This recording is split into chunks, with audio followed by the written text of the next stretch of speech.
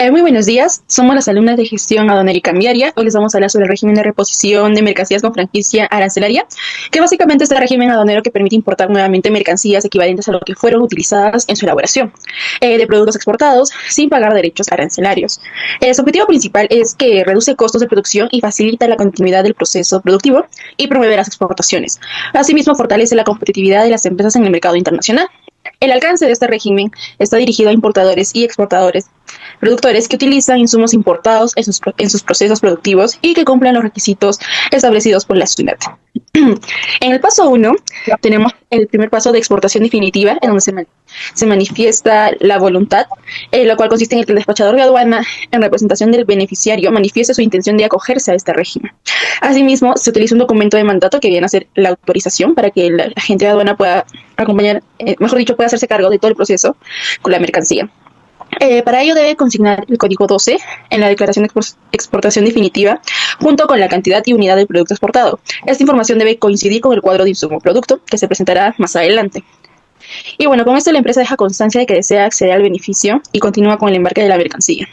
En el paso 2, es el término de embarque, lo cual ya viene el inicio del plazo, que es una vez finalizado el embarque de la mercancía exportada, se inicia el plazo para continuar con el trámite. Desde ese momento el beneficiario ya cuenta con 6 meses o 180 días calendarios para transmitir el cuadro de insumo producto y presentar la documentación sustentatoria ante SUNAT. En ese tiempo, la empresa debe reunir y organizar toda la información necesaria para demostrar que insumos importados fueron utilizados en la producción exportada. Y bueno, si no se cumple con este plazo, se pierde el derecho de acogerse a este régimen. Bueno, continuamos con el paso 3, que vendría a ser la elaboración del cuadro insumo-producto. A ver. Ok, el primer paso consiste en la elaboración del cuadro de insumo-producto o llamado CIP por parte del beneficiario, siguiendo el formato del anexo 1 y el instructivo correspondiente. Es importante mencionar que este documento constituye la solicitud del certificado de reposición, por lo que tiene carácter de declaración jurada.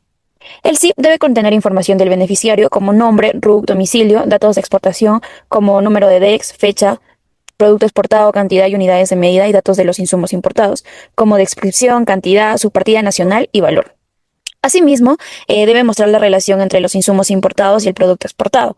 La información transmitida electrónicamente tiene plena validez. Sin embargo, si existe alguna diferencia con los registros de SUNAT, prevalecerán estos últimos, salvo prueba llegan a probar lo contrario. Además, la cantidad y unidad de medida declaradas en el CIP deben coincidir con las registradas en el DEX. Una vez elaborada correctamente el CIP, es entregado al despachador de aduana para su transmisión electrónica. Luego de eso tenemos el paso 4, que es la transmisión electrónica del CIP. Posteriormente, el despachador de aduana transmite electrónicamente la información contenida en el CIP en representación del beneficiario. Para ello, utiliza una clave asignada por SUNAT, lo cual reemplaza la firma manuscrita. Esta transmisión debe realizarse después de la regularización de la exportación definitiva y dentro del plazo máximo de 180 días calendario contados desde el término de embarque. Una vez enviada la información, el sistema la valida automáticamente. Si la transmisión es aceptada, se genera un número de solicitud junto con la fecha y hora de la aceptación. Por lo contrario, si existen errores, el sistema los comunica para que sean corregidos y se realice una nueva transmisión. Para ello, es fundamental que puedan revisar cuidadosamente la información antes de enviarla. Luego de eso tenemos el paso 5, que viene a ser la representación de documentos del sustento del CIP. Una vez aceptada la transmisión, o sea, el paso anterior, el despachador de aduana presenta de manera digitalizada los documentos de sustentación de la información declarada en el CIP. Esta presentación se realiza a través de la mesa de partes virtual de SUNAT, conocida como MPV SUNAT. Entre los principales documentos que deben presentarse se encuentra el CIP informado por la representante legal, la factura o boleta de la mercancía exportada cuando corresponda, la factura, contrato o documento equivalente de la mercancía importada, los documentos de mercancías admitidas temporalmente si en caso aplica. La última, liquidación de cobranza cancelada en caso exista fraccionamiento de tributos. Finalmente, el funcionario aduanero registra la recepción de los documentos para continuar con la evaluación del trámite. Bueno, pasamos a nuestra siguiente compañera, que viene a ser la revisión de documentos por el funcionario aduanero. Una vez que el despachador de aduanas presenta el CIP y toda la documentación sustentatoria mediante la mesa de partes virtual de SUNAT, el expediente pasa a ser evaluado por un funcionario aduanero. El objetivo principal es más que nada verificar que toda la información declarada sea verdadera y coherente, ¿no? También asimismo que cumpla todos los requisitos del régimen. Bien, aquí se revisa más que nada, el funcionario tiene que verificar la mercancía importada y comparar la documentación informada de la factura comercial de importación, la declaración de importación para el consumo y el SIP también transmitido, ¿no? Un ejemplo claro de esto puede ser que en la factura aparece, por ejemplo, tela de algodón y en la declaración de importación y en el SIP también debe aparecer esa misma mercancía. Como paso 2 tenemos la verificación de los pagos pendientes. Si la importación fue realizada mediante fraccionamiento de tributos, revisa que las liquidaciones de cobranza estén canceladas, no existan deudas pendientes por SUNAT y esto ya viene a garantizar que el importador haya cumplido sus obligaciones tributarias. En tercer lugar tenemos la verificación de mercancías admitidas temporalmente. Cuando los insumos ingresaron bajo el régimen de admisión temporal para perfeccionamiento activo, revisa que los pagos correspondientes estén regularizados, ¿no? Luego tenemos como cuarto paso la verificación de la exportación realizada, que esto viene a ser la comparación de la factura comercial de exportación, la declaración de exportación definitiva y el SIP, ¿no? El propósito de esto es que más que nada confirmar que los insumos declarados realmente fueron utilizados para fabricar el producto exportado. Ya luego, después de esto, también viene la comprueba de que el SIP fue transmitido dentro de los 180 días de calendario. Los documentos fueron presentados a sí mismo dentro del mismo plazo y si el plazo se venció y el beneficio ya no procede, es una revisa que la cantidad de insumos solicitados para la reposición no sea superior a la que realmente se utilizó en la producción del bien exportado, ¿no? Eh, Ahora, si toda la documentación está conforme, todo está correcto, el funcionario registra la conformidad, el sistema aprueba la solicitud y se genera automáticamente el certificado de reposición. Ahora, si existen observaciones, SUNAT notifica las observaciones mediante el buzón electrónico. Por ejemplo, puede ser la falta de una factura o a veces hay diferencias en cantidades o existen informaciones inconsistentes, ¿no? El tiempo que demora, el tiempo que tiene que corregir esto tiene que ser más o menos de 3 días hábiles para presentar la subsanación y durante ese tiempo se suspende el cómputo del plazo, ¿no? Y si la subsanación es correcta, el funcionario acepta la documentación, puede rectificar el SIP si corresponde o continúa con la emisión del certificado. Y si está incompleta, eh, SUNAT puede emitir un certificado de reposición parcial, lo cual significa que solo se aprueba la parte correctamente sustentada, más la parte observada queda fuera hasta que se tramite nuevamente. Ya después de esto tenemos el paso 7, que viene a ser la transmisión electrónica del SIP. En este caso, el certificado de reposición es más que nada es el documento oficial emitido por SUNAT que autoriza al beneficiario a importar nuevamente mercancías equivalentes sin pagar derechos arancelarios. Es decir, el beneficiario que la empresa estaba solicitando desde el inicio del procedimiento y se emite más o menos una vez aprobada la documentación, el sistema genera automáticamente certificado, el funcionario aduanero firma electrónicamente y el jefe del área también firma electrónicamente, ¿no? El certificado contiene más que nada nombre del beneficiario, documento del certificado, cantidades autorizadas, mercancías que pueden reponerse y fecha de emisión, ¿no?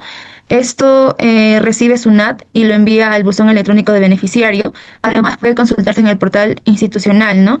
Y ¿cuánto tiempo más o menos debe notificarse? Tiene un plazo máximo de 10 días hábiles, contados desde la recepción de los documentos sustentatorios, y dura más o menos, tiene un año de vigencia, contado desde su fecha de emisión. Durante ese año se puede utilizar para importar mercancías equivalentes. Este es el momento en el que el beneficiario se vuelve efectivo. Antes de la emisión solo existe una solicitud y después de la emisión ya existe una autorización formal para importar con franquicia arancelaria. Luego tenemos el paso 8, que es el uso del certificado de reposición en la importación. Aquí, más que nada, el beneficiario utiliza el certificado obtenido para importar nuevamente mercancías equivalentes sin pagar derechos arancelarios. Es decir, se materializa el beneficio, ¿no? Luego de esto se realiza el trámite donde el despachador de aduanas en representación del beneficiario y la información más que nada es la declaración de importación que se debe consignar. Luego como paso 1 tenemos donde aduana que emitió el certificado identifica la autoridad que otorgó el beneficio, ¿no? Luego tenemos el paso 2, que es el año de emisión. En esto permite ubicar más que nada el certificado del sistema. Luego tenemos el código 12, que identifica el régimen de reposición de mercancías con franquicias arancelarias. También tenemos en cuarto lugar el número del certificado, que es más que nada el dato principal para aplicar el beneficio. Tenemos en quinto lugar el número de ítem, donde identifican la mercancía específica autorizada, más que nada, ¿no? Luego tenemos el 6. En sexto lugar tenemos el código TPN 93, que corresponde al tributo relacionado con el beneficio aduanero. Y como último tenemos el 7, que es la cantidad de unidades equivalentes que deben coincidir con la cantidad autorizada en el certificado. Ya todo esto puede utilizarse en cualquier aduana. No es obligatorio usar la misma aduana que emitió el certificado, sino que puede utilizarse total o parcialmente. Si el certificado autoriza 1.000 kilos de tela, puede ser los 1.000 kilos en una sola importación, o solo puede usar, por ejemplo, 400 kilos hoy y luego 600 kilos después. Entonces es una misma importación donde pueden utilizarse varios certificados. Cada serie debe corresponder a un solo certificado y cada serie debe corresponder también a un solo ítem.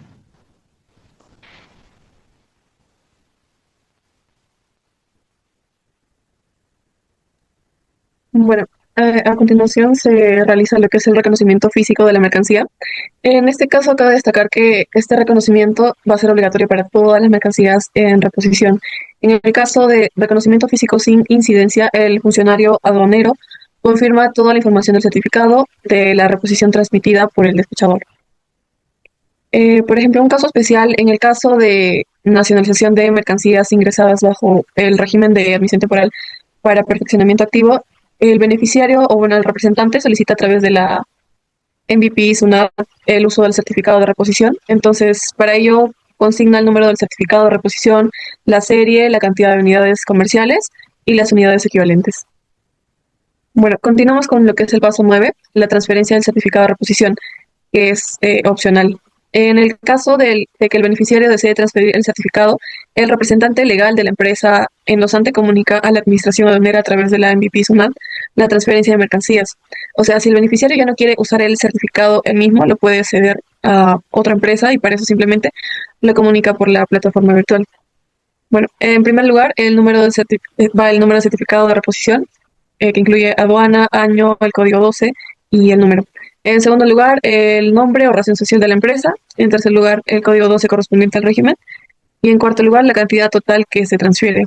Estos son los 4 datos que obligatoriamente debe indicar al momento de la transferencia. Y en el caso de que la transferencia sea parcial, se consigna el número de ítem que le corresponde al mencionado certificado. Es decir, no es obligatorio transferir todo el certificado, sino que se puede ceder solo una parte indicando exactamente qué ítem y qué cantidad. Bueno, continuamos con el paso 10, que es la fiscalización posterior y control. Posteriormente, la Intendencia Nacional de Control Aduanero efectúa forma selectiva y posterior a las verificaciones de la información a cargo del solicitante. Esto significa que el proceso no termina cuando te dan el certificado, ya que SUNAT puede revisarte después en cualquier momento. Además, verifica la equivalencia de la mercancía ingresada bajo el régimen de reposición de mercancías con franquicia arancelaria. Verifican lo que importaste con el certificado que realmente equivale a lo que usaste en tu proceso productivo. Por otra parte, la Intendencia Nacional de Sistemas de Información vela por la actualización, por la integración y la oportuna consolidación de la información a nivel nacional. Y básicamente se asegura de que todo quede registrado en el sistema a nivel de todo el país. Bueno, para finalizar, si se determina nulidad total del certificado, la Intendencia de Aduanas que expidió el certificado declara mediante resolución de Intendencia la nulidad del documento.